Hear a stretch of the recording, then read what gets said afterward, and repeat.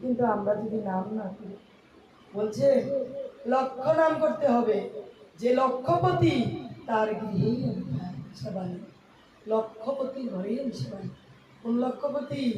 ওই টাকায় লক্ষ্যপতি না, লক্ষ্য নাম যিনি জপ করে তার গৃহেই সেবানি। কিন্তু আমরা লক্ষ্যপতি হতে পারবো না।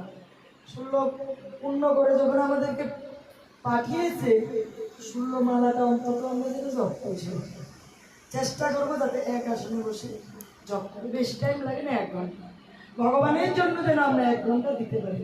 16 মালা হয়তো চেষ্টা করি, যত কষ্টই হোক 16 মালা জপ না করলে ভগবান তো নেমেই না করা, নেমে শিখছি ভগবান গ্রহণ করবেন। আর লক্ষ্য নাম তো করতেই হবে। আর যারা নাকি শুদ্ধ সম্প্রদায় গ্রহণ করেছেন, যারা নাকি দীক্ষিত হয়ে গেছে, শরণাপন্ন হয়ে গেছে, তাদের তো লক্ষ্য মারা অবশ্যই করতে লাগবে।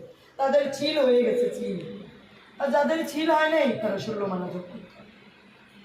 আর যারা প্রথম নবী LKG জীবনকে আসছে, তাদের 4 মালা করলেও হবে, তবু মালা যোগ করতে হবে। মালা যোগ করতে হবে, একাদশী ব্রত করতে হবে, নিরামিষ আহার চেষ্টা করতে হবে, একাদশীর আগের দিন নিরামিষ আহার, সমস্ত ব্রত আদি করতে হবে। দামোদর মাস 1 মাস শুদ্ধ আহার করে দীপদান করতে হবে। এইটুকু যারা নবীনের জন্য। আর যারা এই পথে গেছে তারা তো তাদের জানাই আছে, আর বলাই। তাই কি বললেন, যখন পরীক্ষিত রাজা পাঠ শ্রবণ করছেন, তখন সুখদেব যখন পাঠ শ্রবণ করছেন, পরীক্ষিত রাজা যখন শ্রবণ করছে, সুখদেব বলছেন বক্তা হিসাবে, তখন কি করলেন, স্বর্গের দেবতারা অমৃত কলস নিয়ে তারা এসেছে। তারা অহংকার, তাদের দেবত, তারা দেবতা, তাদের ধন ঐশ্বর্য কোনো অভাব নেই, তাদের অভাব নেই, অটাল তাদের। হ্যাঁ, দেবতাদের স্বর্গে যা আছে আমাদের মধ্যে তাহার নেই, ঠিক না? স্বর্গের দেবতারা অমৃত কুম্ভ নিয়ে তারা এসে বলেছে, অমৃত কুম্ভ রেখে দাও, খাড়া হয়ে তারা বসেও নেই, রেখে বলেছেন এই অমৃত কুম্ভ রেখে দাও, বিনিময়ে আমাদেরকে ভাগবত দান করে। তখন সুখদেব বলেছে যে এটা সম্ভব নয়। কেন? এই অহংকারে ভাগবত কথা দুর্লভ, কেউ পায় না। কেন পায় না? ভাগবত পাঠ অতি সহজে মিলে না, সেটা দুর্লভ।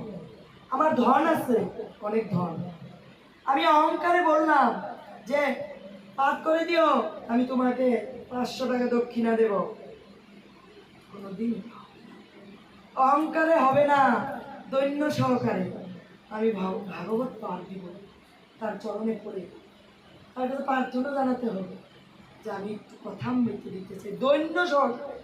দৈন্য না আসলে ওই অহংকারে বশ হয়ে বিনিময় যে আমি তোমাকে দক্ষিণা দিব 1000 টাকা, ভাগবত করে দাও, হবে না।